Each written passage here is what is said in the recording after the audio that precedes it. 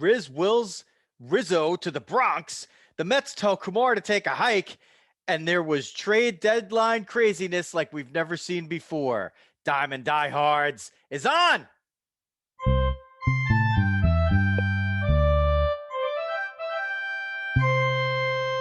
Joe Rizzo here, bringing you baseball along with the dog, Jeff Healy, and producer Xavier Rizzo tonight. We have a wonderful show for you. We were going to do quick hits. I don't know if it's going to be a quick hits, but there's going to be a lot of content this week, more than you're used to, because we're going to be coming right back. It is Sunday, August 1st, late in the evening. And so if you're probably listening to this, it's already Monday. And on Monday night, we're scheduling yet another show. It's getting away from the live streams for these, but certainly we will be back with your normal content and maybe pop on and show you a couple of different things from our arsenal as we hit August and we have the trade deadline behind us. So the important stuff, we are at Diamond Diehards everywhere on social media. We're on YouTube, we're on TikTok. We nobody ever hit a TikTok with their first shot. No, but we should say this. No names ever hit a TikTok like we did on our first shot. Our first TikTok talks 2 weeks before the Yankees get Anthony Rizzo. 2 weeks before that, and we recorded that video 2 weeks before that. so we've been talking about Anthony Rizzo to the Yankees for months, and all these guys are coming out saying, "Wow, that was a real surprise." Not a surprise if you listen to Diamond Diehard. So that's our spiel. That's how we're trying to pull you in. We want you to come be a subscriber because we feel like we're giving you something a little bit different. So that's our latest example, and I'm going to beat that one to death on this show. As if you're not watching, I would watch this one on YouTube or on Facebook or Twitch or wherever you want to watch it, because I'll have a little video stuff for you there. FMSgraphics.com, a family owned, family run business for the last 50 years. All your printing and promotional needs can be taken care of there. Go to fmsgraphics.com. fmsgraphics.com for all your printing and promotional needs. And if you need a nice piece of art for your office, your home, or your home office, check out sportsmaps.com. Sports Maps, that's maps with a Z, mapz.com. You can get a nice piece of art for your home, your office, or your home office. Check them out over there. They have a lot of cool stuff, a lot of different venues. It speaks for itself, but go in there and take a look and see what they're all about. They've been helping us out here for a while. So fmsgraphics.com, sportsmaps with a Z.com. They help us get here. As we are back to a full show, we will bring in the dog, and he will kick it off with one of our favorite segments, Veteran of the Day. Dog? All right, Riz. So this one's a special one for me. This is actually one of my friends. I would say this one is in honor of a short-lived holiday. I had to look this one up, called Air Force Day. So just before the Air Force got to be an official branch of the military. It used to be part of the Army, for those who were in the know. So they were the Army Air Corps, later the Army Air Force. So in August 1st, 1947, President Truman declared Air Force Day. So at the time, it was actually Army Air Force Day, to kind of honor the Air Force for doing such a great job. And then by 2 years later, they had their own time, and that got rolled into Armed Forces Day. So it's only around for like 2 years or so.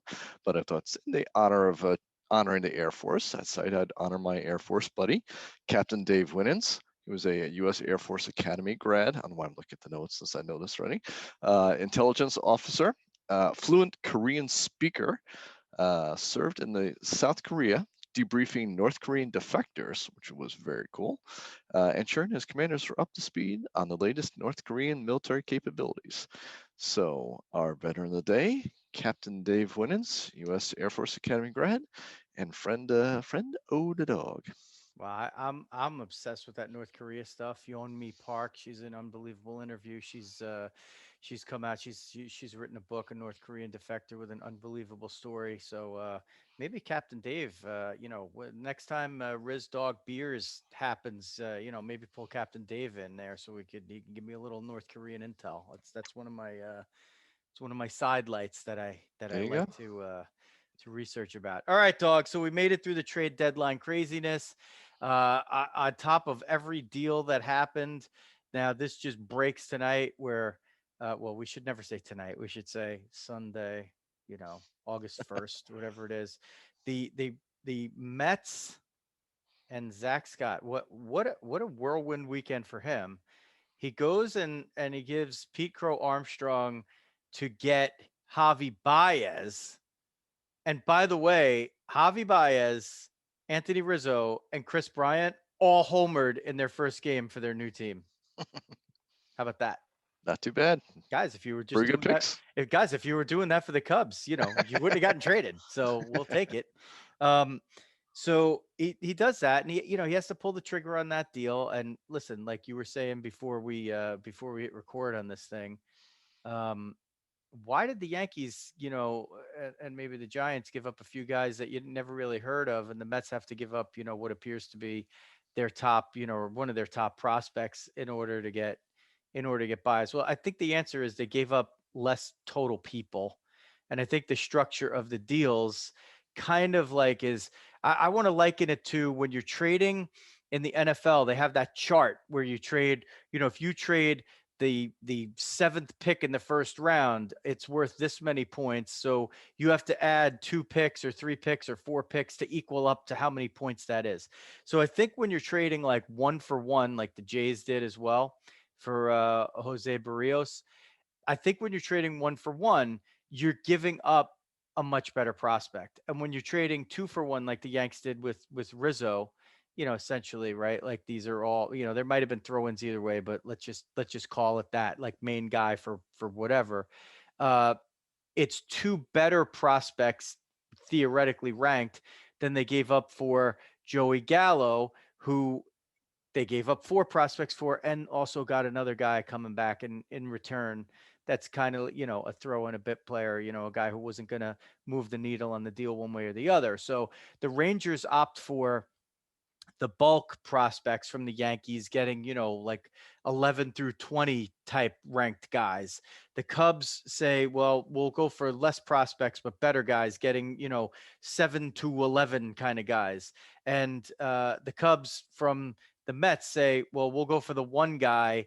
And, so you got to go up the ladder a little bit more, and you get Pete Crow Armstrong. So I think that kind of explains that in my mind, but I don't know, Dog. You tell me if you disagree. Yeah, I mean, it makes sense, but I will say, I think once you get out like the top five, and like you go down and you kind of go like 5 to 15 or 5 to 20. Um, I guess like to me, it kind of doesn't make that much difference of how good a prospect is if he's the number 15 guy or the number like 8 guy, right? They're all kind of you know, year to year, right? So you'll have guys who go from, be the 13th guy, also jump up to 8 and then fall back down to whatever. They always sort of like the fresher guys, right? So Crowe's coming in, drafted last year, got the quick upside. He's injured, so I think that kind of knocks him down a little bit in fairness. Like he's a top 5 for the Mets. Would he be a top 5 for everybody out there? Probably not. I forget his ranking on like Baseball America or whatnot. I think they're fairly far down. I don't think he's as highly rated as like Alvarez and Beatty, and like those are guys that would have been much more bummed out about losing out on. But that was fairly steep. I was actually more amazed at how little I perceived the Yankees had to give up from their system. You could argue they had a better system, which they proved out last year. So maybe that's part of it too. Versus the Met guys are a little further down the food chain. They're good younger, lower in the organization. The AA, AAA guys are not up to the same level, so that might be a part of it as well. But yeah, it did feel like the Mets actually paid kind of what you would normally pay for a top level rental. It's going to be a top 5 to 10 guy to get that done. And just seemed like some of the other deals kind of going around, it didn't seem like that was the case for other people who were getting traded. That I questioned the value on that, and particularly when you get, if you're trading with a decent team who has a decent 40-man roster already, like if you throw like 5 guys, as we called it from the strat, throwing the pile at them. If you give them 6 guys, I mean, 2 of those guys might make the 40-man, right? and then the other four, basically don't have much value relative to everyone else. So the sprinkling in the five names is not necessarily as much value, um, in my opinion, versus guys who are going to wind up going on the 40 man. I mean, I don't know if those guys are even on there for the Yankees. I'm going to guess they're probably not, and they probably wouldn't be able to. Right, so that sort of tends to lead some of that, right? If they're coming up on Rule 5 time, and the Yankees have no room on it, just trade them. So smart move by the Yankees, and the Mets, had to pay a little bit fuller freight to get a guy that really wanted. All right. So Chris Bryant goes to the Giants. He's just a perfect fit there. I mean, he could play third for them. They never probably would have been the front runner in that trade if Evan Longoria didn't get hurt, but he could also play the outfield. Bryant, during a recent interview I heard with him, had talked about saying his favorite position is actually center field, which is I was like, wow, that's kind of interesting. He really loves playing center. But listen, he's capable anywhere you could put him on the diamond. That's a great, 2021 type of player. And he's going to fit in there. I mean, he's going to fit in really well. There was, it just seemed like a fait accompli that after Rizzo and Baez went, that, Bryant was going to end up with San Francisco. And it took right up until the deadline, but eventually it did happen. So I thought that was, an obvious, really good deal. The Giants are trying to hold off the Dodgers and the Padres to win out that sick National League West and leave the other two to play each other, and knock each other, knock one of them out, and then maybe avoid having to play them until the next round. So it's really important, I think, for the Giants to try to front run and win that division. Um, then that moves us down the line to the Dodgers, who, I mean, we could take the Cup tacked on here still. Maybe we should do that one first. They get uh, the deal done with the Crosstown White Sox, and they get Nick Madrigal and Cody Hoyer for Craig Kimbrell. I thought this was a brilliant deal for the Cubs. I I love Nick Madrigal. I'll predict right here. I've thought this even before this season started. I thought it was possible as soon as this season, and he got hurt. He's out for the year. I thought it was possible as soon as this season that this guy could win a batting title. I predict he will win a batting title, at Oh, least one in his career. He's just that good of a contact hitter in an era where contact hitters are very hard to come by. Now, maybe they'll be easier to come by these next few years. But I thought that was a tremendous deal. And Cody Hoyer is pretty good already himself. A lot of people think that he could end up, being a closer on the north side, pretty quickly. And he's got 4 years of control. And Kimbrel, listen, the White Sox prevent him from going to one of their American League rivals. They already have Liam Hendricks, who's been probably the best closer consistently in baseball this side of Kimbrel for this year. And that becomes a 1-2 punch that you could probably, if you need to, you could start going to those guys in the seventh inning of a big game. So that was, I thought that was a good deal for both. But again, I thought the Cubs made out really, really, really well in that deal. Then, Dog, we have the one that did kind of floor everybody, and the fact that the Dodgers got Scherzer and Trey Turner in one deal, in one fell swoop from the Nationals. Dog, the thing that I thought was really interesting about this is you had some quality people on Twitter that were talking about, as this thing was going down, that a deal where Scherzer was going to the Padres was imminent. They were basically dotting the I's and crossing the T's. And then all of a sudden, you see Scherzer and Turner going to the Dodgers, and it's a big haul. Keibert Ruiz, the catcher, and Josiah Gray, the right-handed pitcher, are huge prospects. Like they're number one type organizational prospects, and the Dodgers have two of them because they're the fucking Dodgers, right? So yeah, they're they working on that though, right? I actually kind of hate that deal from the Dodgers. I think they're really crazily going all in. And I don't know. I'm not sure this is the year to do that, especially with Bauer having his issues and everything else like that. I think this one could come back to bite them. I think they got too spooked and got too fired up on it, and I think that bodes well. And frankly, I'm not too thrilled with the the talent coming into the Nationals organization from a Metsy point of view. Well, that's a big deal. I mean, the Nationals and the Cubs gutted it so quickly and so alarmingly fast, but they both did really well turning their. Yeah. I thought Texas did well too.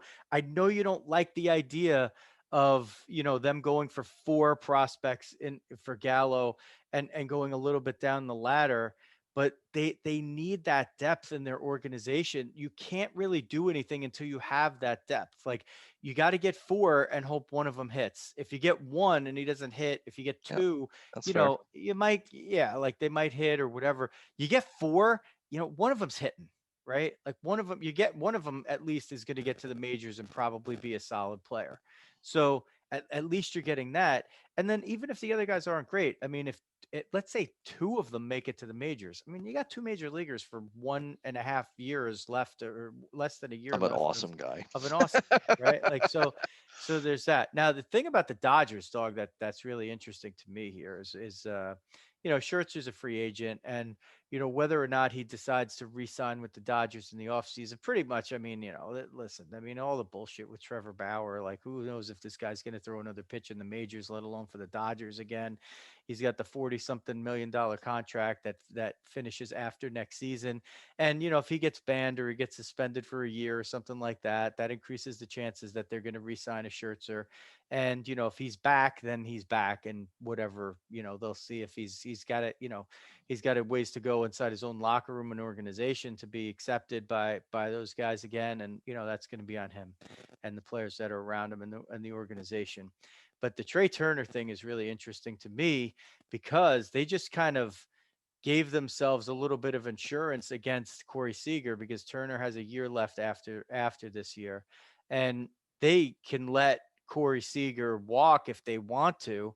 Now he's just coming back off the injured list, and they're talking about playing Turner in the outfield, and you never know where he could pop up. He's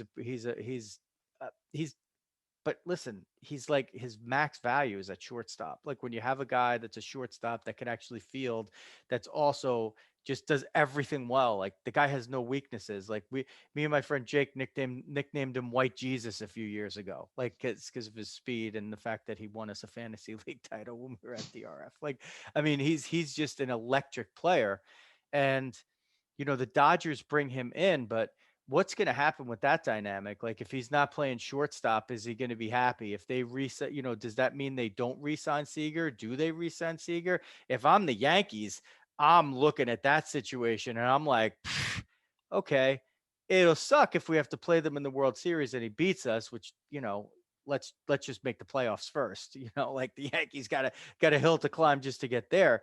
But man, once Corey Seager hits potentially free agency or not, you have a situation where, like, I mean, is Trey Turner going to stay with the Dodgers long term if he has Corey Seager there? Like, no. I mean, unless somebody really like agreeably decides to move, and you don't. And this is going to segue into Trevor's story, dog. So be prepared for that. You don't trade for Trey Turner to not play him at shortstop for the long term, right? Hence the reason why Trevor Story, well, and maybe like the Rockies' incompetence a little bit, but like hence the reason why Trevor Story is still a Rocky. There were people out there that were these rumors, and I think we might have addressed it the last time. They were saying, oh, somebody's going to get Trevor Story, and they think that they can play him in center field. I think they were even talking about it about the Mets. I'm Yeah. like, you don't make a trade if you're a team that's trying to push in, you don't make a trade for Trevor Story to go play him out of position. Like it doesn't make any sense. So to me, it kind of like doesn't make that much sense for the Dodgers to have done that to get Trey Turner, except for the fact that Trey Turner's such a good player and he can help them potentially so much short term, and he gives them a little short term insurance against Seager in case Seager doesn't come back to the MVP playoff performing Corey Seager that we saw last year. Yep. Yeah, it's interesting. I'll maybe if I could, let's sort of say a similar kind of situation with the with Baez coming with the Mets, right? So basically, you have you think Lindor is coming back in a couple weeks or something like that. You go get a power hitting shortstop on there. Yeah, it's great glove, whatever. Can go over and play second, so that's sort of like the Mets' longer term goal in it. But again, sort of like you're getting a guy to move him out of position, right? Which fans of the show, I remember I've been ranting about this against the Yankees like the entire season on that for Gleyber Torres and LeMahieu. Um, I will say the interesting wrinkle with Baez is, we were sort of happy that McNeil is finally finding a spot at second base and sort of helps solidify and so forth. And the Mets had wanted to show up third base, hence all the Kris Bryant rumors that were going on for a long, long time. Interesting wrinkle is Baez the long term, solution at second base? McNeil slides over to third.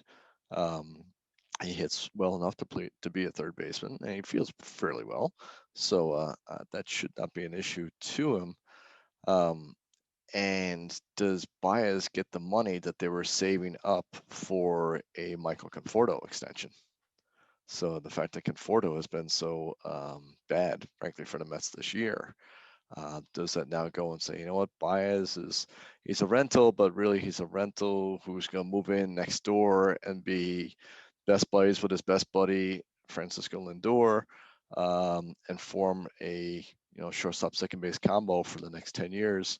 And the Mets are crossing their fingers and hoping it's the Whitaker and Trammell Well, of the Mets it's an for the 2020s. it's an interesting angle, but so much depends on the shortstop market, Yep. which is one of the things that we hearkened to a lot during the offseason when the Mets were actually making the trade for Lindor, and then looking at the possibility of re-signing him and ultimately signing him to the long-term deal. You kind of don't really have to do that. Like, you don't really have to do that. You could go and you could get the best second baseman out there. You can get the best third baseman out there. You could stand pat with what you have, which is I still think is pretty good. Mm-hmm. And then like Conforto, I'll resign him, and just with maybe like a few less years and a few less dollars than it would have at the beginning of the year, because he gets New York. He's a guy that people like. He's good defensively too, which he won the game the other night, right? Chucking the Yep. guy at the plate to end the Mm-hmm. game. So I don't, and Baez is, he's an electric player. I just don't like having him for the next X amount of years having to hit in the top higher than the top 5 in my lineup. Yeah, it was funny. I was actually playing around in my if I had the Mets as a strat team, right? I think Bias is like a perfect six hitter. Yeah, I mean, he's it's like he's his, big power. Not a lot of average. You'd like to get more of the average up there in 3, 4, 5 hole. Um, a little bit of speed. So maybe if he gets on, if he gets the rare single instead of just a homer or the K, that he could go in kind of maybe set something up for you for the bottom of the lineup as well.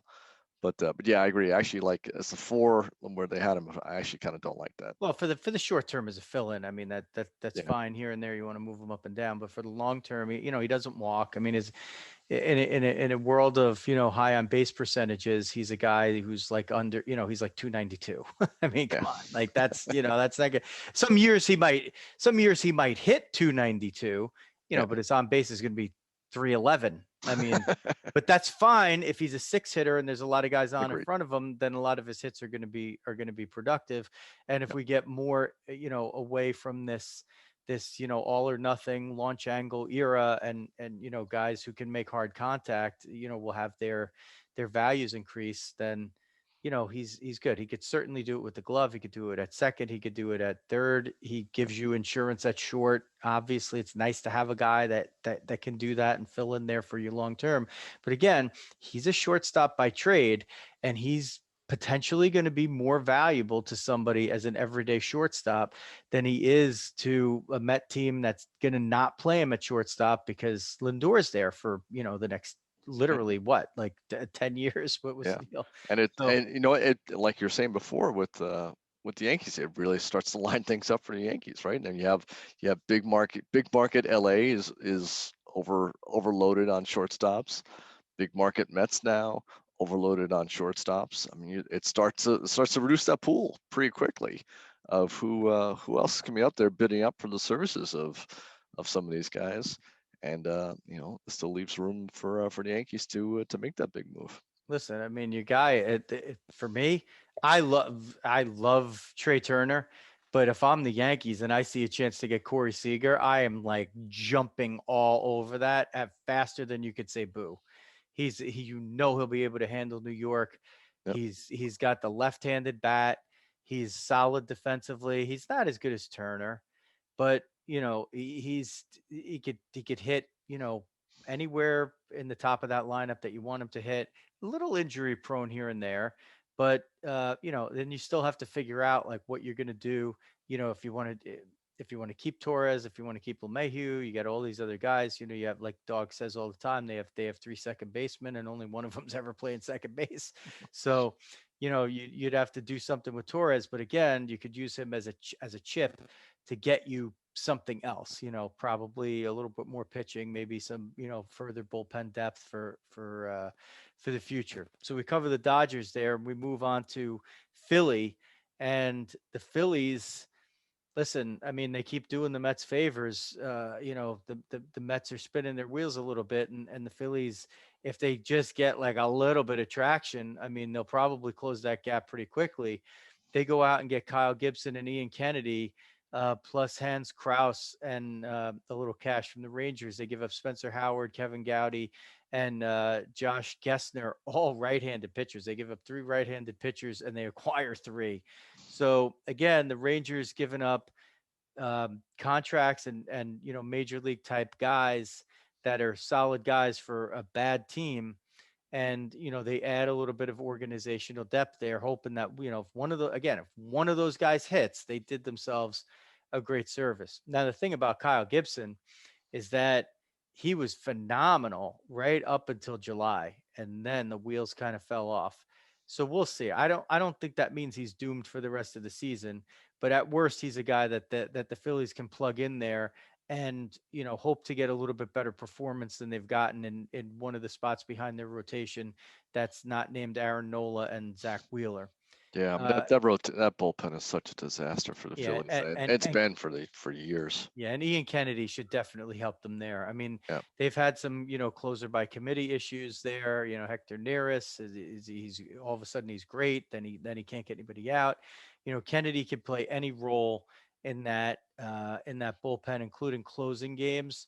So I think they made a solid deal there, and none of the guys that they gave up are potentially probably great, but I think those were some solid prospects there.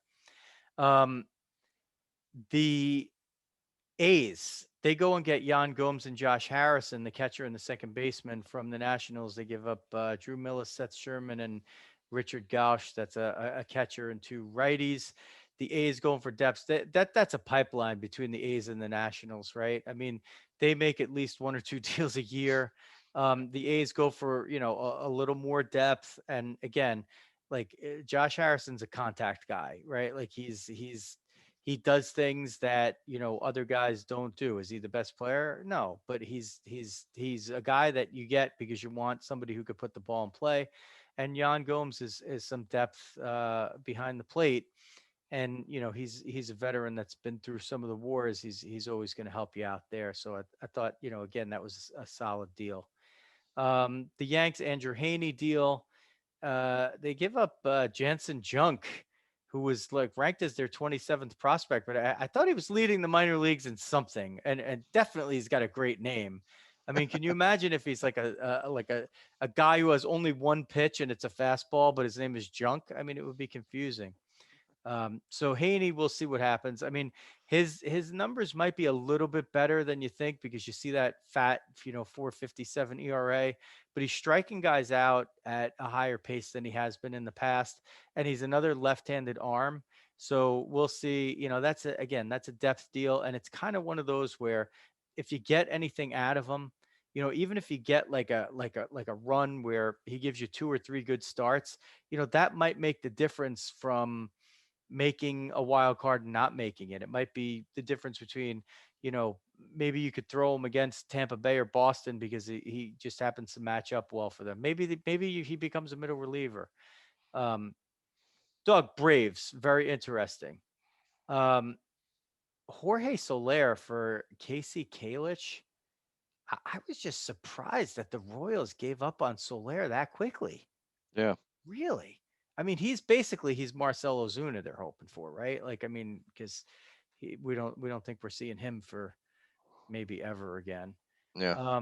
They also got Adam Duvall and Eddie Rosario right at the deadline. So they're trying to remake their whole outfield with, Ozuna being out with the injury and the domestic issue, and Ronald Acuna with the knee out for the year. So they're trying to remake the whole freaking outfield right here in one fell swoop. And Duvall comes back after a short term in Miami.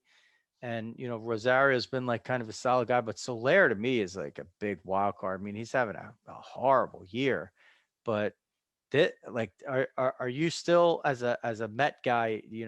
How does this deal scare you with the Braves with what they're doing?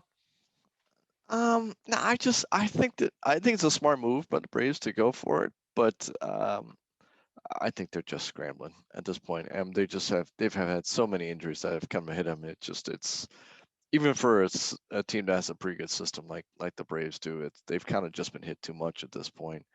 So yes, my worry is actually is in terms of threats to the Mets is probably still more the Phillies than the Braves.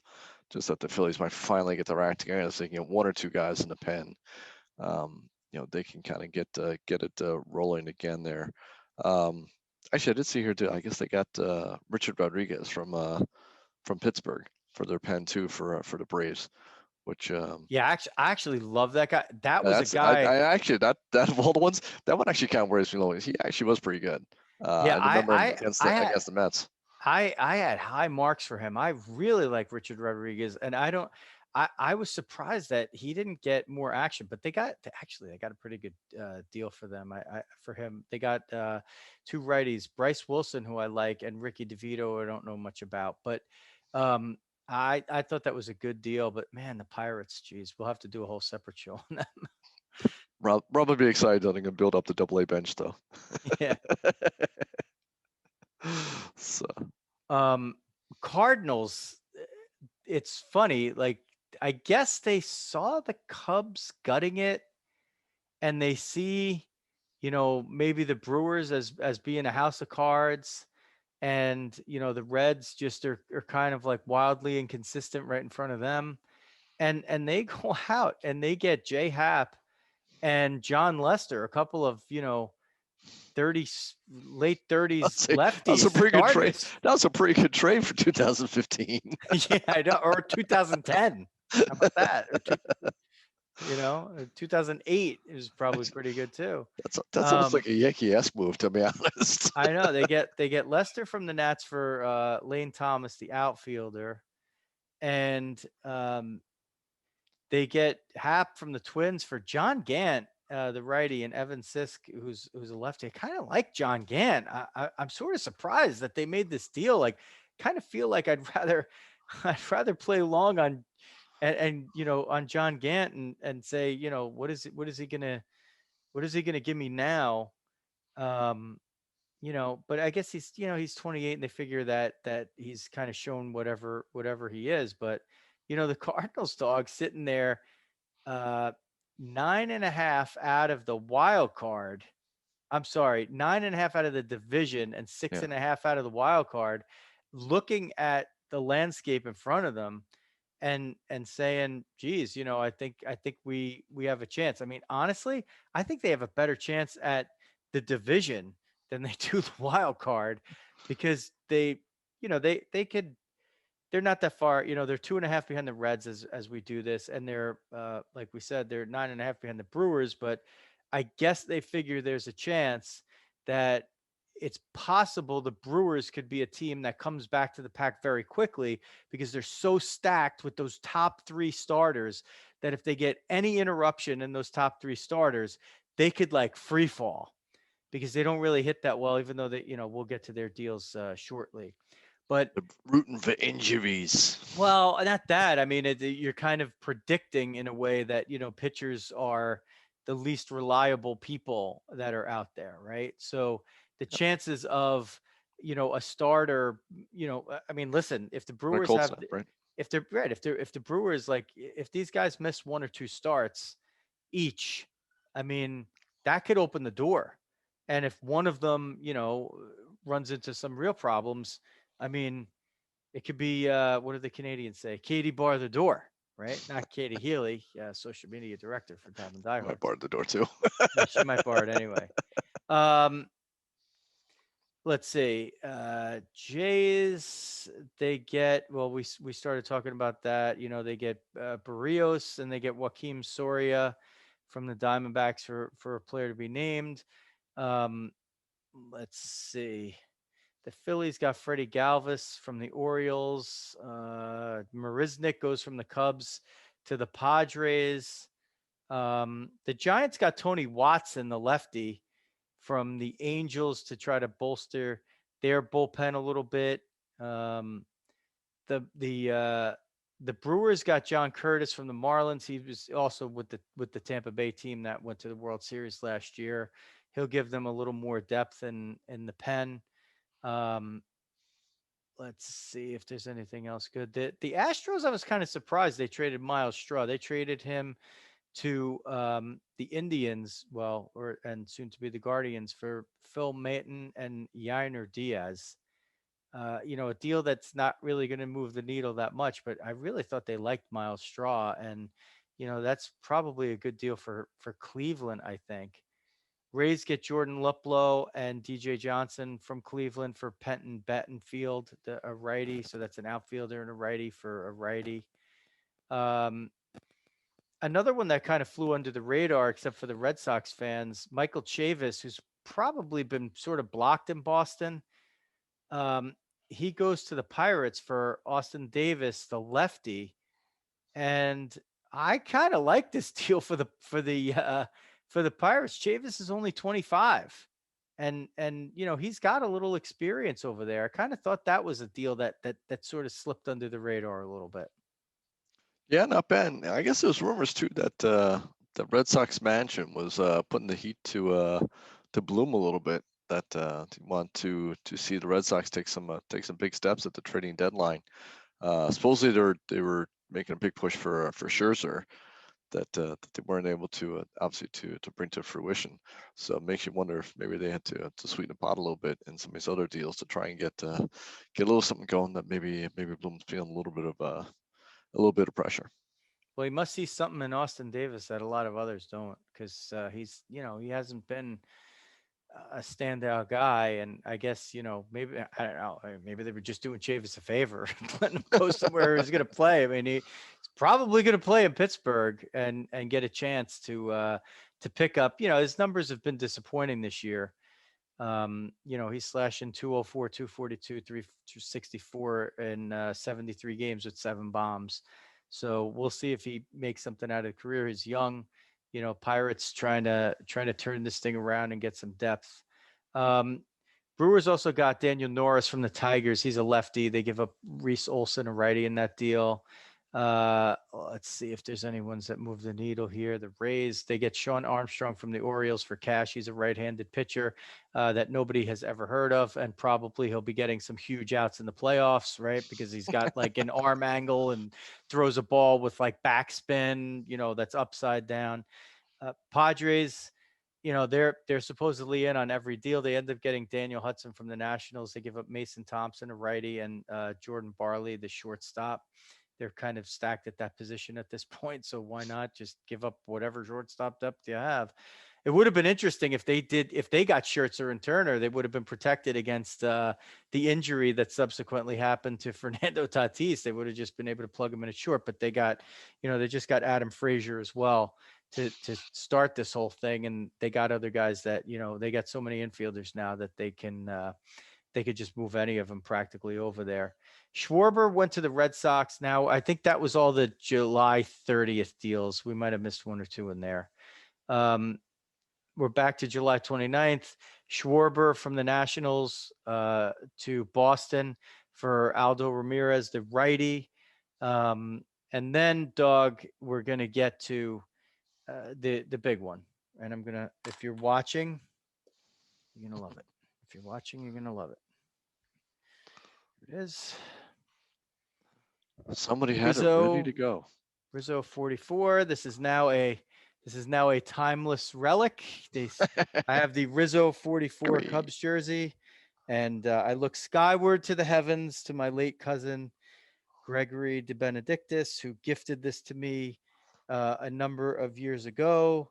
I was wearing this jersey when the Cubs won the World Series, and I was watching it from Australia of all places, thanks to my buddy Jake, who I was talking about before. He gave me his login on MLB.com, and I was able to watch it from down under. We happened to be at a place that the Wi-Fi was not good in the places that we were at, and the one time that we like needed the good Wi-Fi, we were at the place where we had the good Wi-Fi, so we were able to watch it. Um, and if you listen to this show, you know that I willed cousin Anthony to become a New York Yankee. I have been talking about this probably since the off season. I have mentioned it anytime the Cubs lost like two in a row. I was like, Dog, if the Cubs sputter out of this thing, I'm not expecting them to, but if they sputter out of this thing, they have all these pending free agents, and you better be on top of getting Anthony Rizzo to the Yankees. Well, he doesn't fit. Luke Voigt, blah blah blah. No, forget it. Forget it. You got to get him there. Voigt's a guy that you can displace. I don't dislike him, but Rizzo brings to the table so many things that the Yankees need. And you know what? They went out and got him.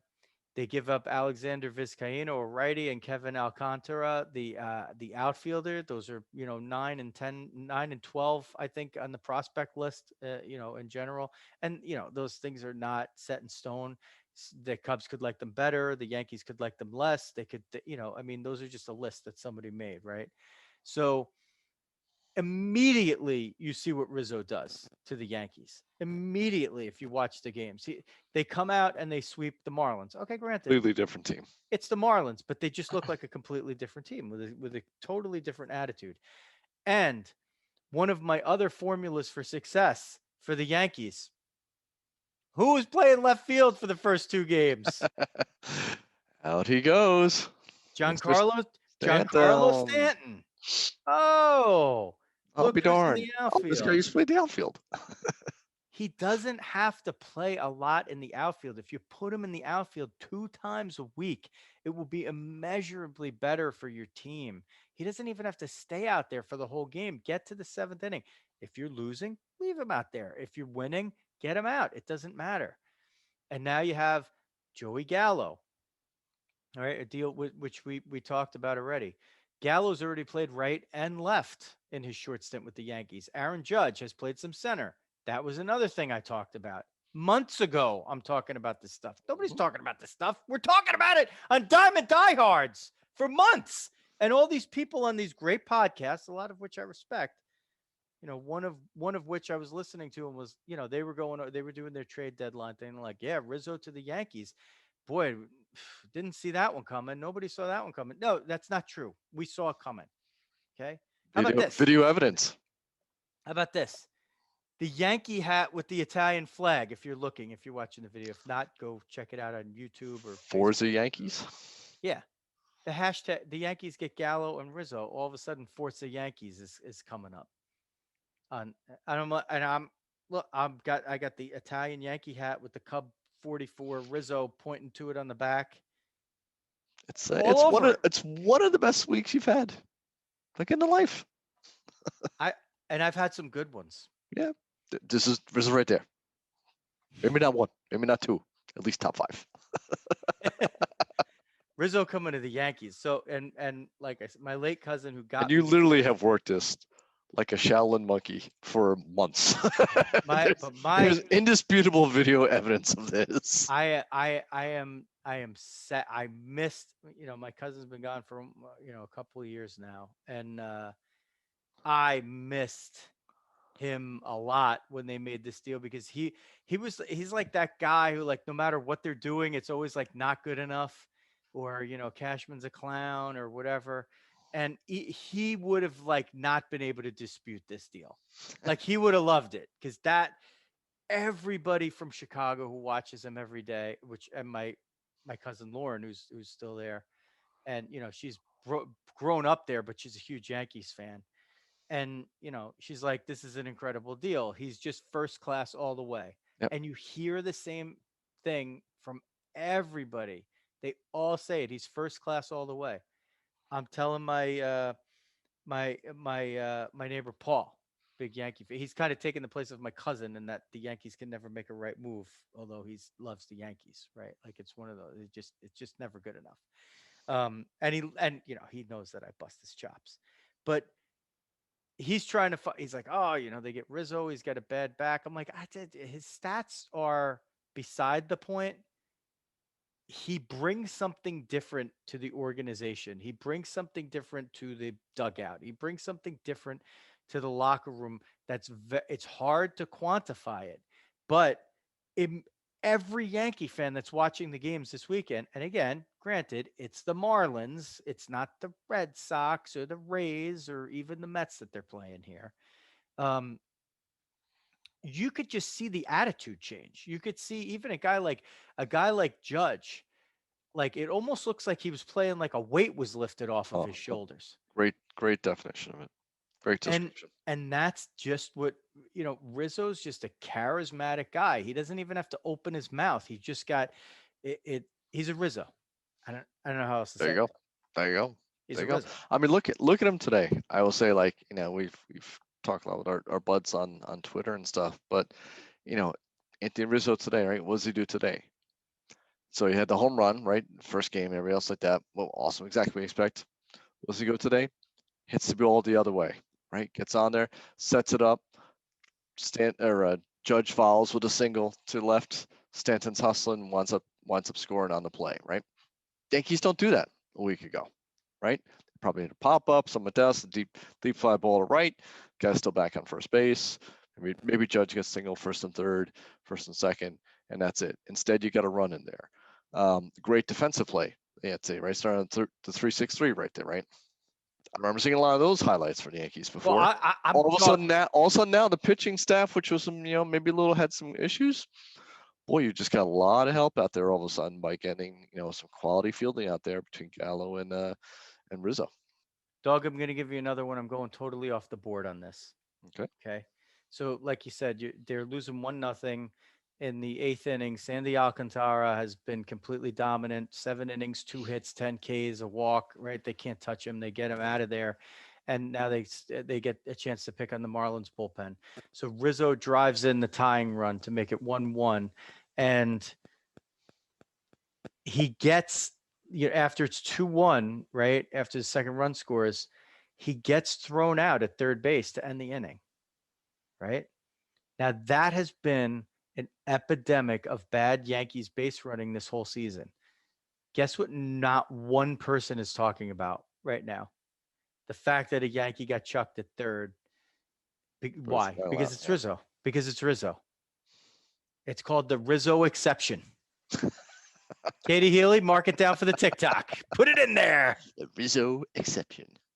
That's what it is. Hashtag. Everybody would be bitching. They'd be like, well, it's only the Marlins that you beat and blah, blah, blah, blah, blah. And you can't keep making these kind of mistakes. Guess what? They're going to keep making similar mistakes. Hopefully they regress toward the mean and they make less of them, but they're on a different track. They're on a different path now. The games for August 1st have been completed. The Yankees stand 7 games out of first place behind Tampa Bay. They are 6 behind in the loss column. They are 5.5 behind the second place Red Sox, 4 in the loss column. The Blue Jays are a game behind the Yankees. They have both 48 losses to this point. The Yankees have 56 wins. Toronto, with 2 games in hand, has 54. The Yankees are 2.5 games out of the wild card right now. That is Boston and Oakland holding the wild card spots. So by no means are they out of this. I have contended the whole time that they are not out of it, while almost the entirety of the media is saying, yeah, they're pretty much out of it. What are they doing? They should just throw in the towel. They should rebuild, whatever. No, they've never been that far away. Do they do things that are frustrating? Yes. Do they strike out too much? Yes. Do they not move runners up? They tend to not do that. They've started to do that a little more and play more small ball. Here's another thing, Dog, though, that I think bodes well for them. What you're are you looking at the standings or no? Or have you checked them? Don't. I don't want you to. I don't want All you right. to. There's a reason. All right. What is their run differential? The Yankees. I'll give you. Okay, so Tampa Bay is plus 112. The Red Sox are plus 48, and the Jays are plus 107. What is the Yankee run differential? If you had to guess. When they score bunches. I will say, actually, they haven't really scored bunches this year. I will say 120. Guess again. Lower. 75. A little lower. 65. They are even. 0. Wow. Their expected win loss is 52 and 52, which is what you would expect if, Yeah. for a 0 run differential, you'd expect the 500 team. Wow. 0. Yeah. That's amazing. 0. Okay. That's actually flat out amazing. What do you think their run differential is going to be from this point on in the season with these guys on their team? And some pitchers possibly coming back like Severino and maybe Kluber, who knows? Yeah. What do you think that you think their run differentials is going to be 0 on, September 30th? Unlikely. So Is it going to be better than Tampa's or better than Toronto's? Probably not. Is it going to be better than Boston's plus 48? probably. I might take that. I don't know about Yeah. probably. I might take that bet. I've also said the Red Sox are a big potential faller in this mix, and I told you also on previous I would say episodes. probably in terms of like the run differential from here forward. Yeah, from here. Significantly better. Yeah, they're not necessarily going to make up the 45. That's No, but I'm saying I think it's possible they could. possible. And I still favored Tampa for the division. I think the Red Sox just they've had some holes. They've played definitely above their head, and when it starts to snowball in a place like Boston, it can get really ugly really quick. Same as it can in New York. But the thing is, when you're rolling, right? Which the Red Sox did. The Red Sox got rolling and maybe were buttressed by that. Now, the same, you live by the sword, you die by the sword. If they start to fall, that same energy that helped get them there now starts to work against you. And the pressure starts mounting. They were playing with house money the first half of the season. Now they've had to make some deals. Well, what if Kyle Schwarber goes back to being the strikeout guy? What if Kyle Schwarber doesn't hit 16 home runs in 18 games? You think Kyle Schwarber is going to have another 18 game streak where he hits 16 home runs? He'll be good if he has an 18 game streak where he hits 5. That would be good, right? Mm-hmm. He's not hitting 16. If he does, they'll just run away with the division, but that's not going to happen. I mean, he did it for the Nationals, and they couldn't even keep themselves in the race hardly. And they get Chris Sale back soon, and we'll have to see. But my money's still in Tampa to win the division, and I think the moves that the Yankees made really give them a great shot at. I mean, I wouldn't even put it past them to catch Tampa for the division. And I think the Jays are a little bit of a fly in the ointment here. I wouldn't be surprised if the Yankees and the Jays pass the Red Sox by the end of August, even, because they're not really that far behind. So, all right, do we put a bow on Rizzo there? I think so. Okay, Dodgers, Danny Duffy, he's hurt, but that's a nice little cash and stash move that they get him from the Royals, the lefty. They're just adding arms, for whatever possible situation. Mariners with first with the curious move of trading, their good relievers, including Kendall Graveman. They turn around and get Diego Castillo from the Rays. So I'm not sure what to think about that. They're moving around money. Maybe they figure Castillo's got a little more postseason experience, and if he's in bigger spots, he can kind of help them. But the deal where they traded Graveman apparently did not go over very well in the locker room. So maybe they said, all right, we better bring somebody in.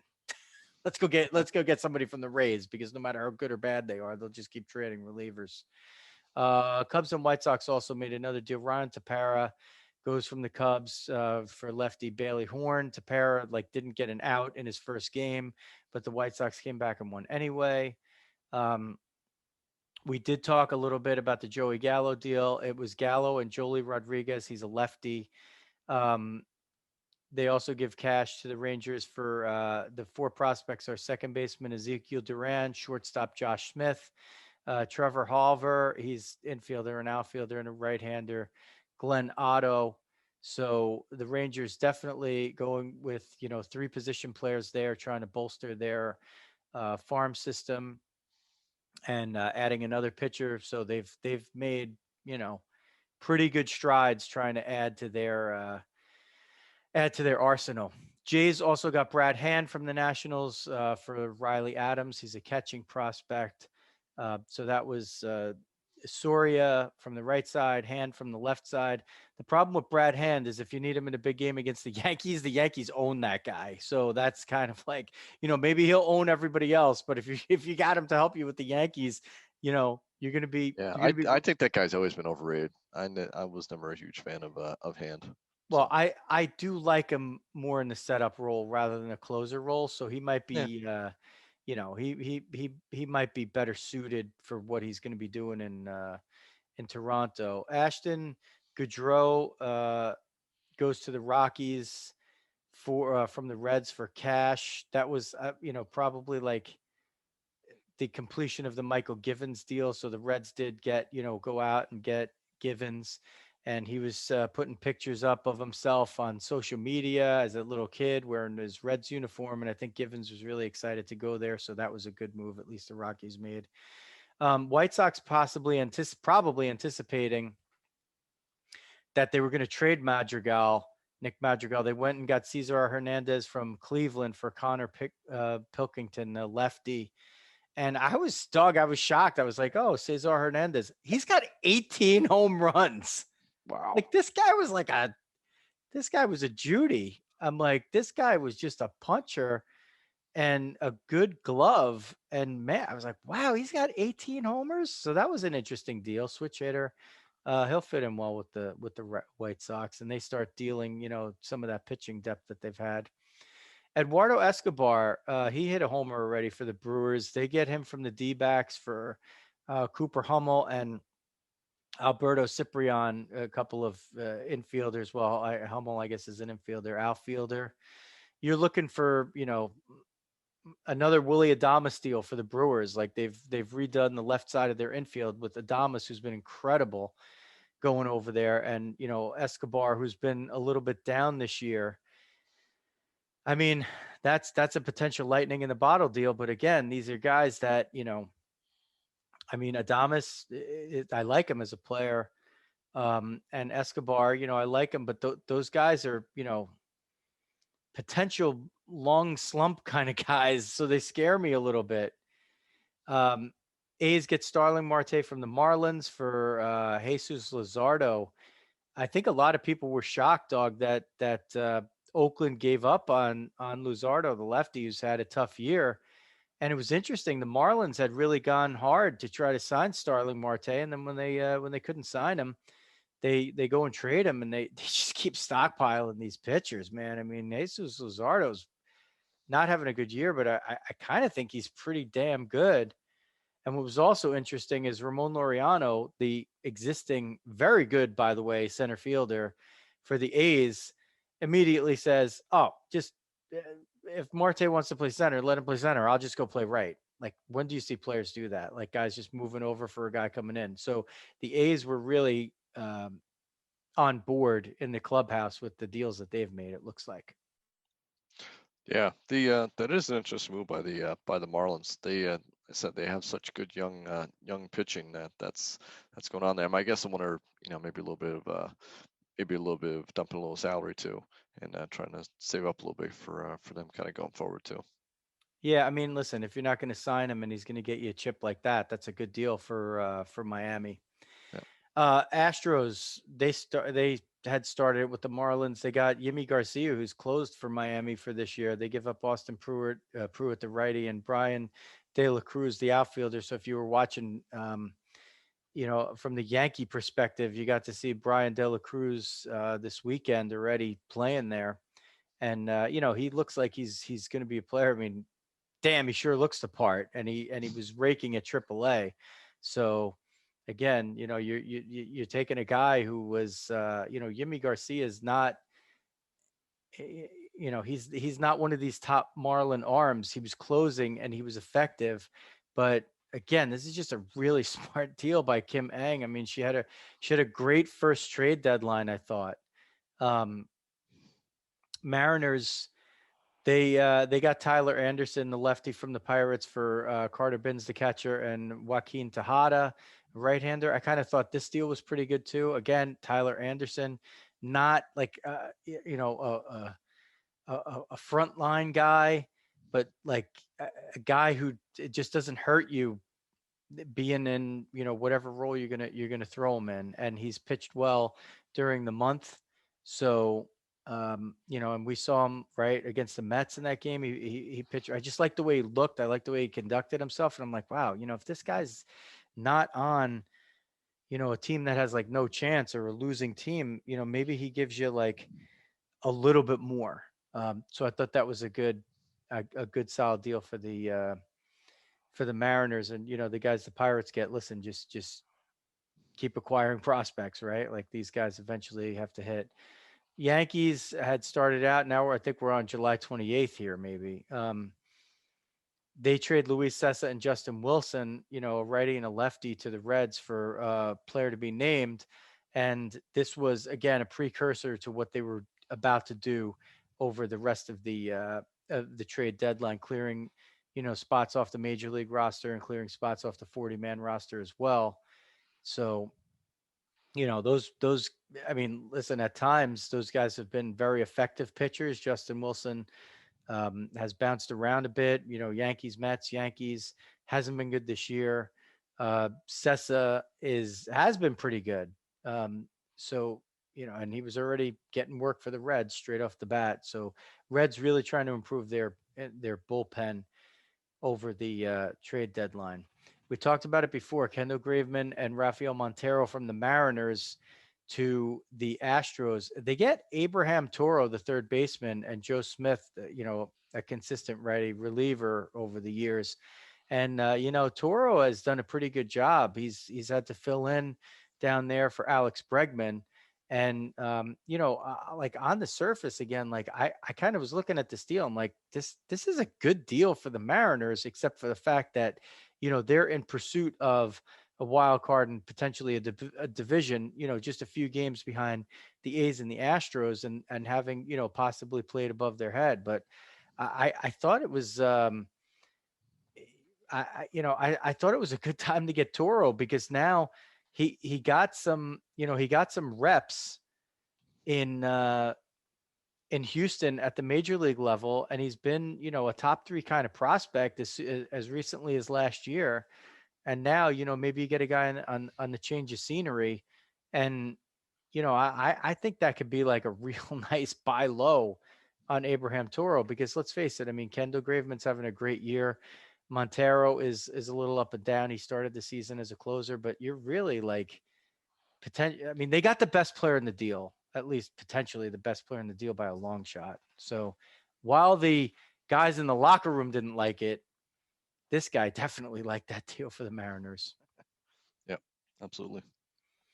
And now we're starting to get back into into like where the Adam Frazier deal was. So I think we pretty much covered everything that we reasonably could cover in about an hour or so with regard to that. Now we turn our attention to the Met front office here. Zach Scott, this Kumar Rocker thing is a very interesting play. And when it comes to Mets draft choices, we are the place that you are going to want to listen to and check out, because we have something very special in the works for you. As soon as the next episode comes out, we'll keep you posted on that. But Look, I mean, he's a high draft pick, and you just basically gave it up. You Yeah, just let him walk. yeah, it's Actually, it's a Dog, head why don't you scratcher. give a little of the background in case people haven't checked it out. Sure, yeah. So the Mets were set up to get, I guess, coming into the draft, um, into the year, Rocker was in the contention for the first pick overall, frankly, with a couple other guys and stuff, but sort of had that potential. Now his year was down a little bit from people expected, but still solid year, solid college career. Obviously, a lot of innings that got thrown this year, going deep into it, playing college World Series, etc. Um, so so he slides down a little bit. The Mets wind up grabbing him, um, which surprised a lot of people, including myself. I didn't think he'd actually be around for the Mets to pick. Um, you had some questions like, what was it? Now, was it just his postseason ones weren't quite as good, so maybe I was kind of bringing down his trade value or his draft value a little bit. But the Mets wind up going ahead and signing him. They go through, draft him. They go through signing the rest of the guys. Kind of save some money here, there, whatever, knowing that they're probably going to need to go over slot to get Rocker to sign. So they basically had a handshake agreement to pay him $6 million, significantly over slot, to go to the Mets. Looks like it's kind of all set. He came up for his physical, which is a typical prerequisite for all these sorts of deals. Mets saw something they didn't like and want to follow up with the MRI. Scott Boras, Rocker's agent, comes out and says, "Oh, they had independent evaluators who saw a 2021 MRI and said it was no different than a 2018 MRI that he had previously. So he's good to go." And anyone dealing with Boras, that really, I mean, that's alarm bells start to go off with that sort of an answer for it, especially a young guy, right? I mean, it's you should be coming in. That's fine if you're a 36-year-old and maybe, all right, we're going to give it a shot. I'm like, this is a guy you're just starting out, one of the first picks, going to give a bunch of dough to, and you would think in 2 or 3 years should be on the major league roster. And they wouldn't budge on it. So the Mets, I think, smartly, at least at the end, said, thanks, but no thanks, and we'll take our pick next year, and we'll try and reload on it. But just because we kind of paint ourselves in a corner, saving up a lot of dough and taking a high upside guy that the fans are excited about, and they weren't going to go and double down on the stupid move.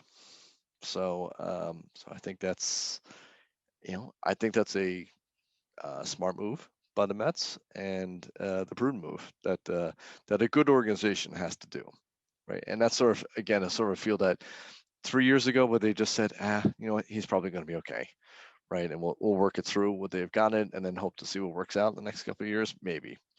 I think they showed some smarts and said, what, if you're not willing to let us see this, we can't trust you. We can't devote the kind of resources to that.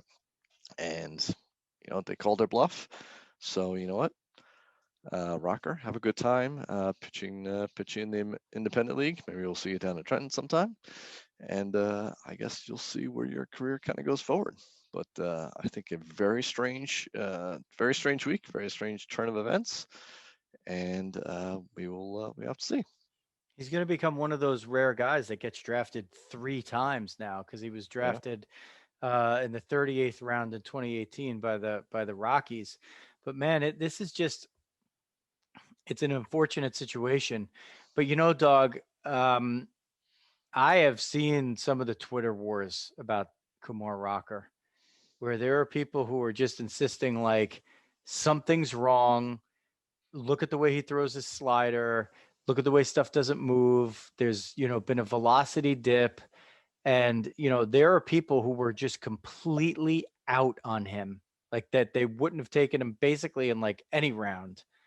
And there are other people who are saying, come on, like, you're out of your mind. Just forget about all that stuff. Don't get too caught up in it. It's just, look at the guy's performance. Look what long he's season, done. et cetera, et cetera. Yeah. Right. He's got a, Mhm. he's got a Yep. track record. I mean, he had the 19 strikeout no hitter in the regional in 2019, right? Like one Yeah. of the greatest games probably that we ever saw pitched in college, and it really put him on the map. But what's interesting, Dog, is and I'm picking this off of Anthony DiComo's article on MLB.com.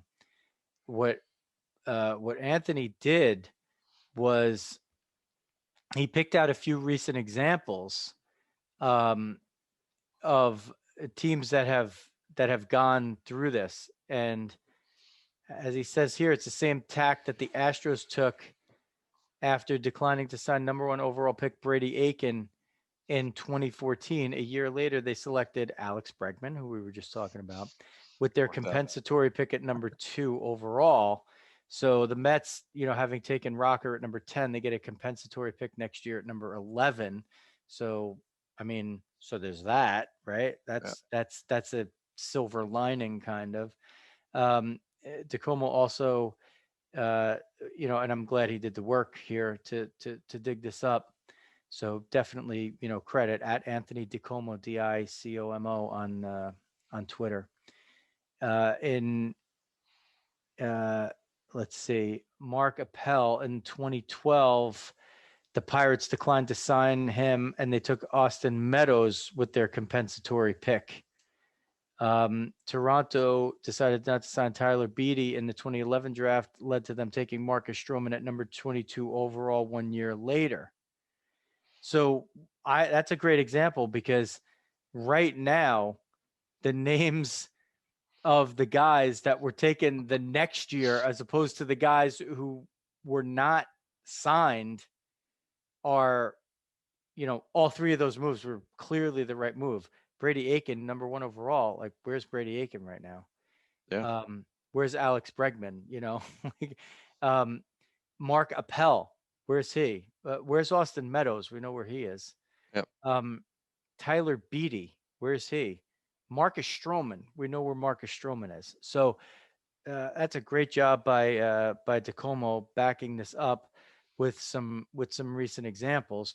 And I hope that's not the case with Rocker because I listen. He's a guy that got me engaged in college baseball at a time when I was less engaged in college baseball. Him, Jack Leiter. I mean, it was great watching the Vandy boys.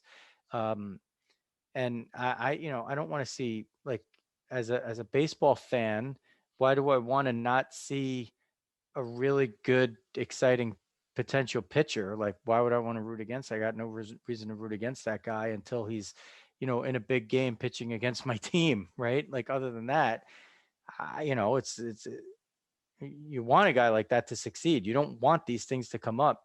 But when you're Zach Scott and the Mets, and there's red flags all over the place here. Um, Either negotiate the deal down or you know do what you did and move on and say, you know what, we'll take a shot next year. I mean, look, if you're drafting a guy like this and you have to find that out, um, again, that's not a shining moment for the Met front You're office, scouting. Yep. right? Mhm. So what you're saying to admit let's call it a mistake, right? Yep. Let's call it a mistake. Yeah, it is. And Right. for you to walk away from that mistake when you have the deep pocketed owner, they must really believe that they made a mistake here, Yep. right? Yep. And I agree. that sucks. But you know what? As an organization, maybe it tells you something about the Mets too. And we'll see. If they're wrong about Rocker, you'll rue the day. If when somebody takes him next year, or if he's lights out in independent ball, and somebody takes him ahead of you next year, and it's the Nationals or whoever, and he comes and beats your ass for 10 years, then okay. And but if not, then based on some of the guys that we saw, the guy who you get next year in your Met uniform might be the guy. So Yeah. Yeah, we'll see. But it's it's not a bright spot on it. But again, it's based on the info that, I guess the question is, right, if the information changes, do you change your opinion, right? You're supposed to, Yeah. right? I mean, there's, you want to have conviction, stuff like that, but, don't be, that's how you get in trouble. When Well, facts, you compound your mistake. exactly. When facts change, you've got to reassess your opinion. And, I'm not deep enough on it and know how much medical records they can get ahead of time with these guys before they can go ahead and draft them. That actually be an interesting comparison, like sometime, like the ML what's disclosed for an MLB draft versus like the NFL draft, right? Where like the NFL draft, they would know everything possible with these guys, right? So and you don't see this in football, really. Now you might make a mistake on the thing. Like you see the records and people have different views and whatnot, but clearly in prior to the MLB draft, I'm going to guess they don't have this level of disclosure, and that leads to stuff like this. So where you wind up finding out ahead after the fact. But And yeah, speaking not of which, a good one. I was looking forward to it. in the other sports, when they do make that kind of mistake, like look what happened with our New York Football Giants, right? When they they found out that they had character issues with a high draft pick, and they walked away from him after a year, right? It Yep. was amid some Yep. controversy, but like, Yep. is it the right move or the wrong move? Well, it's the right move if it helps your organization, and you don't wish any ill will on the player. And if somebody else wants to give that player a shot, then let them give him a shot. But if you're sticking to your guns as an organization that you don't want to compound what you consider to be mistakes, That's the smart move. Yep. all the power to you. All right, Dawg. I'm anticipating, since our next show is likely to be a guest show, why don't we jump in and do our closing segment of Diehard Dads? All right. Well, Dawg probably has a lot of stuff for Diehard Dads. He's barely frigging around. He's always out with some kid for a few days on end. Yeah, this has been a long diehard dad week. Let me tell you, it's been a roughie on there. We're a ton along the way. I will say it's tough to cut it down, but I'll in the interest of time, I'll just go a quick one. So off at scout camp this week, which is why I was a little incommunicado and missed like almost all the trading deadlines. So Riz got me all caught up tonight, which was awesome. But we, funnily enough, our Boy Scout troop as part of a district thing, whatever. We get together, we do this tomahawk tossing. So where it's basically it's like a little Indian tomahawks, and you throw them against a target. So we went up to this camp, and they actually were running it up there. So they had a separate guy kind of running it and stuff. So so basically, I had like half the troop up there, kind of tossing away. So like, we were probably 3/4 of the throwers up there. So long story short, we took the best scout and the best adult. Best adult was not me. I could barely hit the broadside of a barn that time. I don't know what my problem was. My rotation was off. I need some spider tack or something. But I will say the best scout in the camp of probably like 70 scouts or something like that was none other than baseball phenom Michael Healy. So the youngest Healy went out and started drilling some tomahawks out there. So that was pretty fun and a nice moment. He was actually doing baseball the entire week. So he was supposed to be up there for Monday. He was supposed to be up there Sunday, and he was doing baseball tourneys all week and then through on Wednesday as well for USABL World Series. So I finished up and we wound up running up there for Thursday, Friday. So it was really nice to kind of get a chance for him to have a little fun with his buddies and get that. So that was my diehard dad at the moment. Okay, well, we here at the Rizzo house, it's been the summer of the pool, which has been an arduous course and a wonderful first world problem. Hashtag blessed. And it's so the pool itself has been, they started digging April 29th, I think it was. And just this past week, it was none other than producer Xavier Rizzo and Dominic Rizzo, who has created our jingles, that had the dual honor of taking the first dip in the new Rizzo pool. Now you can't really get near the thing because there's all gravel and crap, and I don't even know what they're doing back there. But eventually this thing is going to be good. Maybe we'll do some shows from back there or something. Dog, I don't know. The happy place and the happier place. Bring the sleeping attire over so you don't have to drive back. We can do scout camp in the Riz backyard. Maybe some tents. Knock down. Get some rooms and some tents. Tents are good. Knock down a bottle of Bombay gin for the dog, and maybe some bourbon for Riz. So yeah, we got the initial dip of the pool was actually honor shared by producer Xavier and jingle master Dominic Rizzo, and I so far have gotten as far as knee deep. I didn't go all the way in, but I did back-to-back 10-mile walks on Friday and Saturday. So impressive. That's some serious hauling. Forced marches. Well, now if I got to be, if I have to have a pool, I'm gonna have to get my S in shape a little bit.